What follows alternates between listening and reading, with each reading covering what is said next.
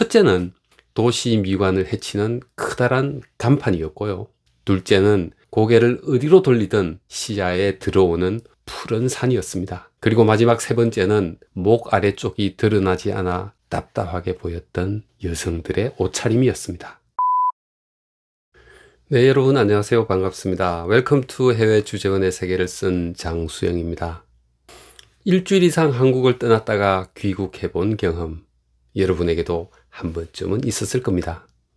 오랜만에 보는 한국의 모습, 떠나기 전과 비교해서 뭔가 달라져 보이지 않았나요? 그런데 말입니다. 일주일이 아니라 몇 년을 떠나 있다가 귀국하게 되면 과연 어떤 느낌일까요? 그동안 우리가 몰랐던 우리의 새로운 모습을 발견할 수 있지 않을까요? 네, 이번 영상은 3년 만에 귀국해서 발견한 눈에 보이는 한국의 특징적인 모습 3가지에 관한 저의 이야기입니다. 1998년 3월 말 첫 해외 주재원 발령을 받은 저는 아내 그리고 아이 둘과 함께 파리행 비행기를 탔습니다. 당시 우리나라는 IMF 사태를 맞아서 나라 꼴이 말이 아닌 상태였습니다. 곳곳에서 정리해고가 진행되었고 해외로 파견되었던 주재원들이 사무실 문을 닫고 귀국하기도 했던 그런 아주 어려운 때였습니다. 당연히 해외로 나가는 사람이 거의 없었고 제가 탔던 파리행 비행기도 텅텅 비어 있었습니다. 그 덕분이긴 하지만 우리 가족 4명은 비행기 이쪽 저쪽으로 흩어져서 마치 비즈니스 클래스처럼 편하게 누워서 파리까지 갔던 기억이 납니다. 그러고는 꼬박 3년이 지난 2001년 3월 말 그 대한항공 비행기를 타고 귀국했습니다. 당시 제가 다니던 코트라는 한번 해외로 나가면 해외 근무가 끝날 때까지 한국에 올 기회가 거의 없었습니다. 요즘은 출장이 많아졌지만 당시만 해도 한국으로의 출장이 거의 없었고 자비로 귀국하면 되지만 비용이 만만찮게 들었기 때문에 쉽지가 않았던 시절이었습니다. 상황이 이렇다 보니까 주재원 근무는 저를 한국으로부터 완벽하게 격리를 하였습니다. 그것도 꼬박 3년 동안 말이죠. 자, 그럼 궁금하실 테니까 3년 만에 돌아와서 한국에서 발견한 눈에 보이는 특징 3가지가 무엇인지부터 말씀드립니다. 첫째는 도시 미관을 해치는 커다란 간판이었고요.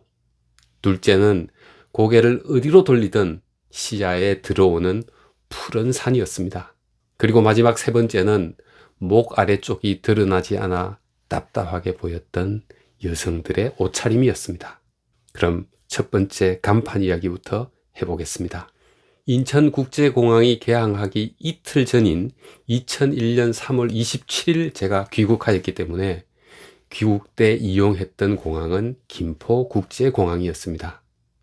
공항을 빠져나오자 공항 주변의 모습이 한눈에 들어왔습니다. 그런데 말이죠.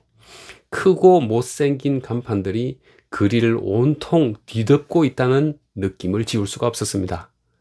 이런 현상은 김포공항 주변은 물론이고 서울도 마찬가지였습니다. 3년 전 한국에 살 때는 전혀 느끼지 못했던 현상이었습니다. 여러분도 들어보셨겠지만 프랑스 파리에서는 건물을 짓는 것은 물론이고 간판 하나 설치하는데도 시당국의 허가를 받아야 한다고 합니다. 도시 미관을 해친다고 판단되면 설치 허가가 나지 않는 것이죠. 제가 직접 겪은 일도 있습니다. 파리에 간 지 얼마 되지 않던 어느 날이었습니다. 우리 가족은 7층짜리 아파트 건물의 5층에 살고 있었는데요. 아내는 해가 잘 드는 창가에 빨래 건조대를 두었습니다. 빨래가 잘 마르게 하기 위해서였죠. 그런데 건물 관리인으로부터 연락이 왔습니다. 밖에서 빨래가 보여 보기에 좋지 않으니 빨래 건조대를 창가에 두지 말라고 말이죠. 이렇게 집안에 빨래를 두는 위치까지 간섭하는 프랑스 사람들이니까 밖에 내거는 간판이야 오죽하겠습니까? 크기, 색상 모두 통제합니다. 이번에 파리에서 올림픽이 개최되면서 TV를 통해서 파리 시내 모습을 참 많이 보셨을 텐데요. 파리 시내가 깔끔해 보이는 것은 늘 도시 미관을 생각하는 그들의 이런 노력 덕분이라고 하겠습니다.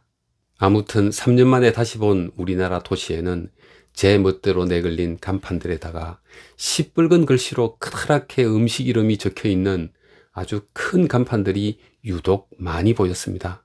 간판이 도시 전체를 뒤덮고 있는 것 같았고 마치 어느 후진국에 와 있는 듯한 그런 느낌이었습니다. 지금은 아주 좋아졌습니다. 서울 시내와 신도시의 간판들은 크기도 적당하고 디자인도 아주 예쁘죠. 물론 외곽이나 지방은 여전히 개선할 부분이 있지만 말입니다. 말이 나온 김에 현수막 얘기도 좀 해보겠습니다. 최근 강원도로 자동차 여행을 간 적이 있습니다. 사거리에서 신호를 받아 기다리고 있었는데요. 제 눈에 들어온 것은 도로 사거리의 한쪽 면에 세워져 있는 커다란 광고 게시판이었습니다. 현수막으로 가득 찬 광고 게시판이 주위 풍경을 해친다는 생각이 들었습니다. 사람들은 자연을 보기 위해 강원도를 찾는데요.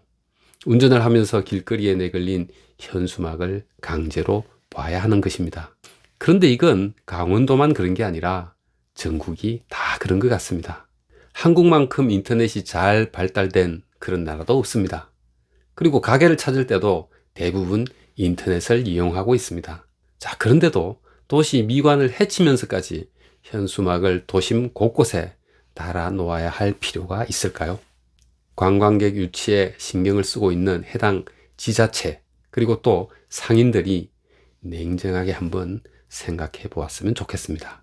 그리고 또 한 가지, 도심 곳곳에 정당들이 내거는 현수막에도 저는 반대입니다. 현수막에 적혀 있는 민망하거나 동의할 수 없는 정치 구호를 왜 우리가 강제로 봐야 하는 것이죠? 그것도 선거 기간도 아닌데 말입니다. 표현의 자유라는 것도 싫어하는 사람이 있으면 그건 더 이상 자유가 아니라고 생각합니다. 우리가 늘 이런 환경에서 살아왔기 때문에 당연한 것으로 받아들이고 있는 것은 아닌지 한번 곰곰이 생각해 봤으면 좋겠습니다. 귀국해서 발견한 두 번째는 사방 어디로 고개를 돌리든 항상 시야에 들어오는 푸른 산이었습니다. 프랑스 파리는 평지에 있는 도시이기 때문에 근교에서 볼 수 있는 산이 거의 없습니다. 자동차로 몇백 킬로를 달려야 비로소 높은 산을 만날 수 있거든요. 비단 파리만이 아닙니다. 세계 주요 도시 중에서 서울만큼 산과 잘 어우러져 있는 그런 도시도 없다고 생각합니다. 농업이 국력을 좌우하던 과거에는 산이 많다는 것이 매우 불리한 요소로 작용했습니다. 농사 지을 땅이 부족하다는 것을 의미했으니까요. 하지만 지금은 그렇지가 않습니다. 농토의 크기보다는 새로운 기술과 높은 부가가치가 나라의 힘을 좌우하는 그런 시대입니다. 우리나라가 선진국 대열에 합류할 수 있게 된 것도 이런 시대적 변화 때문이죠. 그래서 이제 산이 많다는 것이 더 이상 약점이 아니라 환경뿐만 아니라 정서적으로도 커다란 장점이 될 수 있습니다. 얼마 전 친구들과 북한 산에를 갔었습니다. 그곳에서 산을 오르는 한 외국인을 만났는데요. 아주 만족해하는 표정으로 우리 일행에게 인사를 해오더라고요. 말투를 들어보니까 독일 사람이었습니다. 한국으로 파견된 독일 주재원으로 보였습니다. 그 독일인의 표정이 어땠는지 아세요? 코앞에 이런 멋진 산들이 있는 서울, 이런 서울에서의 생활이 저는 참 행복합니다 라고 말하는 듯한 그런 표정이었다니까요. 네, 그렇습니다. 이런 멋진 산이 우리 주변에 있다는 사실은 분명 우리의 자랑거리입니다. 앞으로 더 잘 가꾸고 간직해야 하겠습니다. 이제 세 번째로 발견한 것을 말씀드립니다. 자칫 오해를 불러일으킬 수도 있을 것 같아서 말씀드리기가 조심스러우니만큼 오해 없이 들어주셨으면 좋겠습니다. 서울에 왔는데 뭔가가 답답하다는 느낌이 있었습니다. 처음에는 그 이유를 잘 몰랐지만 시간이 지나면서 그 답답함의 원인이 바로 여성들의 옷차림에 있다는 사실을 알게 되었습니다. 당시 한국 여성들은 가슴 쪽이 거의 파이지 않은, 즉 목만 드러나는 넥라인의 옷을 주로 입었습니다.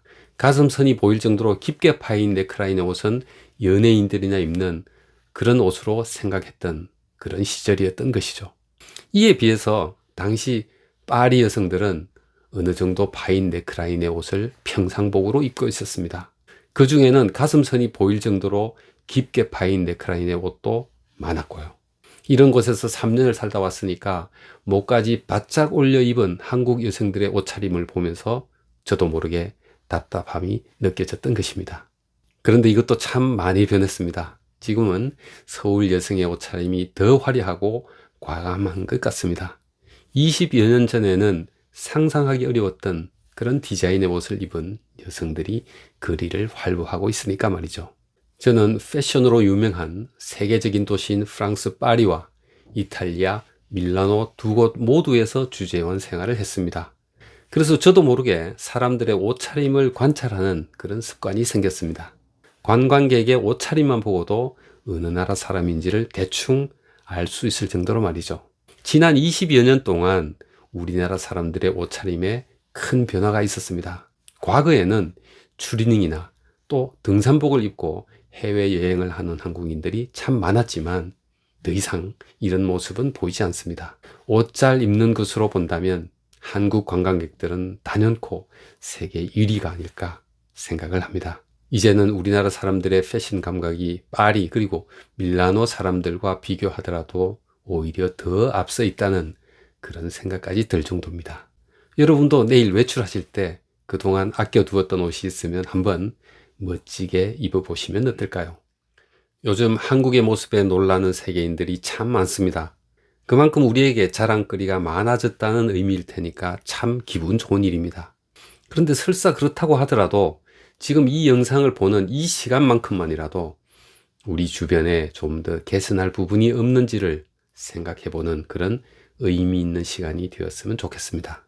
이를 위해서 여러분이 주재원 생활을 마치고 귀국하실 때 우리 사회가 참고하면 좋을 적어도 한 가지씩만이라도 가져오시면 어떨까요? 우리 사회의 더 나은 모습을 위해서 말이죠. 네, 이번 영상은 여기까지입니다. 여러분의 행복한 주재원 생활을 응원합니다. 감사합니다.